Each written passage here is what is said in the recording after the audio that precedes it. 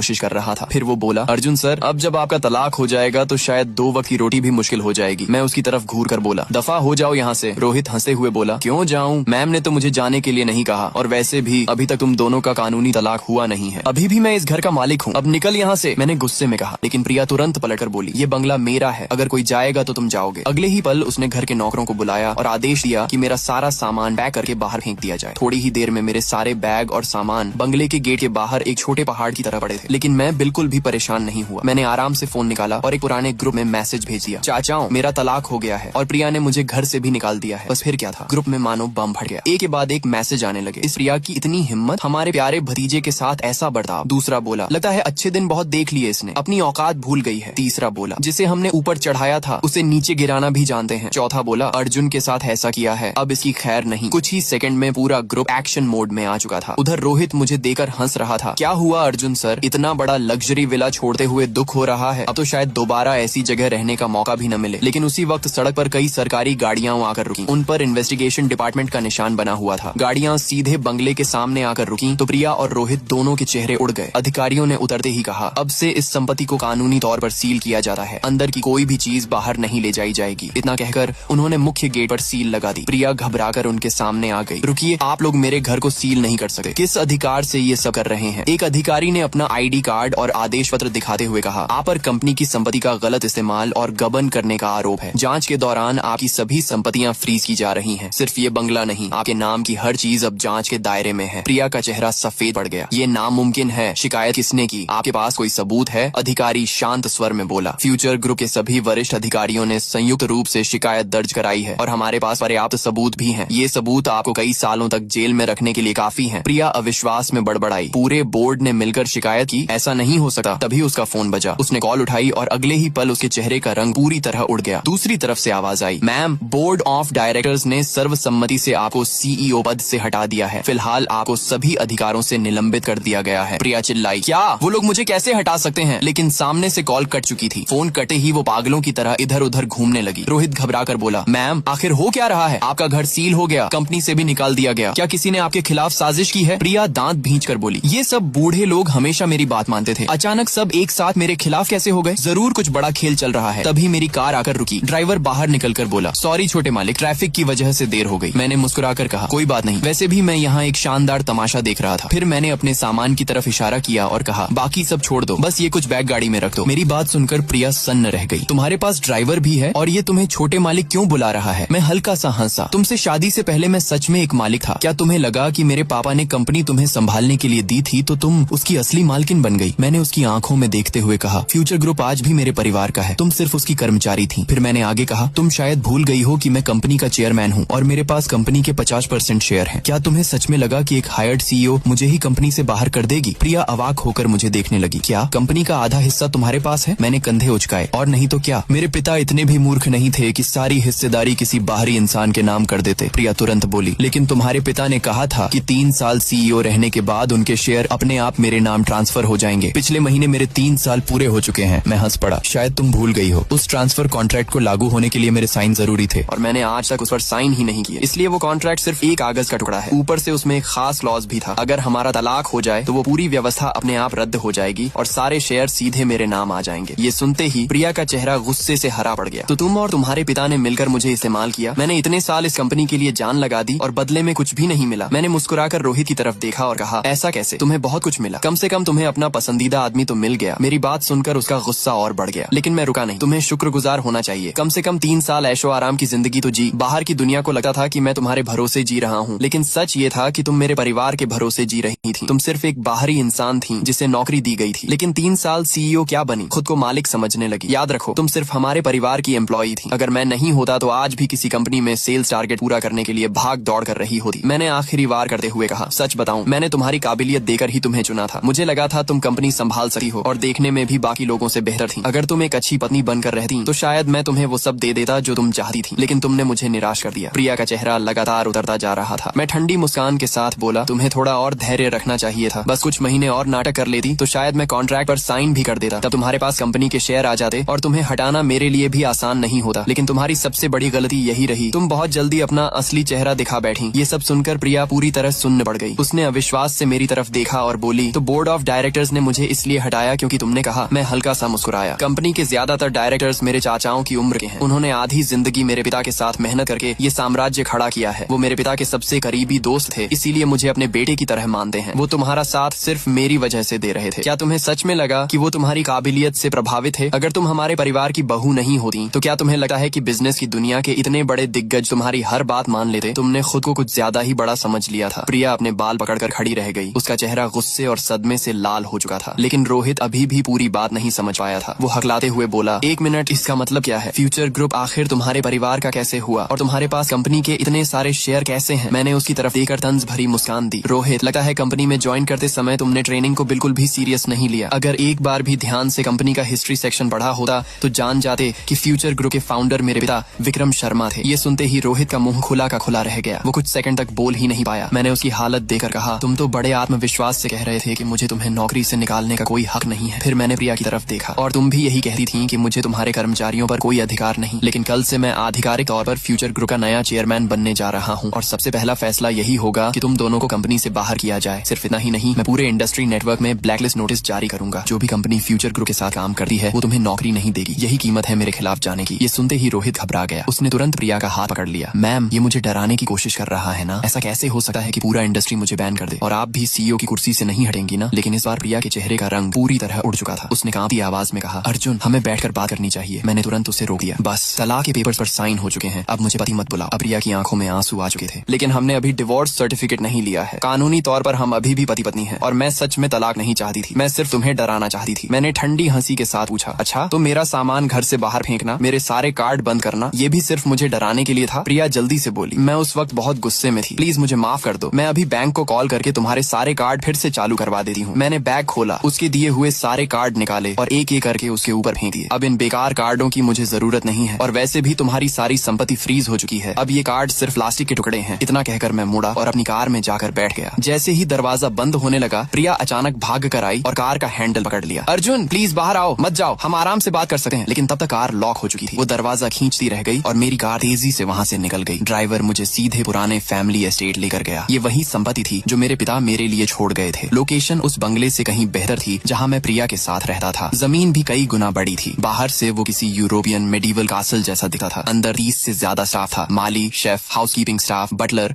और security guards. सब कुछ आरामदायक और सुरक्षित था। फिर भी अचानक नई जगह पर सोना थोड़ा अजीब लग रहा था। बिस्तर पर लेटे लेटे मुझे वो दिन याद आने लगे जब पहली बार प्रिया से मुलाकात हुई थी। उस वक्त वो एक नई नौकरी करने वाली लड़की थी। एक कॉन्ट्रैक्ट हासिल करने के लिए वो किसी मैनेजर की कार तक रोक देती थी। एक बार तो कार से हल्की टक्कर लगने के बाद भी वो तुरंत उठ खड़ी हुई और लंगड़ाते हुए अपनी कंपनी का प्रोडक्ट पिच देने लगी। मुझे उसी की ये जिद और हिम्मत पसंद आई थी। मैंने सोचा था कि शायद वो इतने बड़े ग्रुप को संभाल सकती है ताकि मैं अपनी पसंद की जिंदगी जी सकूं, घूमना, बागवानी करना और आराम से रहना। और सच कहूं तो मैं गलत भी नहीं था। उसने कंपनी को बहुत अच्छे से संभाला। हाँ, कभी कभी उसने अपने पद का इस्तेमाल करके अपने फायदे के लिए कुछ फैसले भी लिए, लेकिन मैंने हमेशा एक आंख बंद रखी। मेरी सिर्फ एक शर्त थी, वो कंपनी की सीईओ होने के साथ साथ एक वफादार पत्नी भी रहे। और वहीं वो हार गई। जब कोई इंसान उस एक शर्त को पूरा नहीं कर पाता तो उसे बदल देना ही बेहतर होता है। अगली सुबह मैंने अपना बिजनेस सूट पहना और समय पर कंपनी मुख्यालय के लिए निकल पड़ा। जब मैं बोर्ड रूम पहुंचा तब तक सारे डायरेक्टर्स और सीनियर एग्जीक्यूटिव्स वहां मौजूद थे। जैसे ही मैंने अंदर कदम रखा, पूरा कमरा तालियों से गूंज उठा। हर चेहरे पर उत्साह साफ दिखाई दे रहा था। मेरे चाचाओं ने कई बार कहा था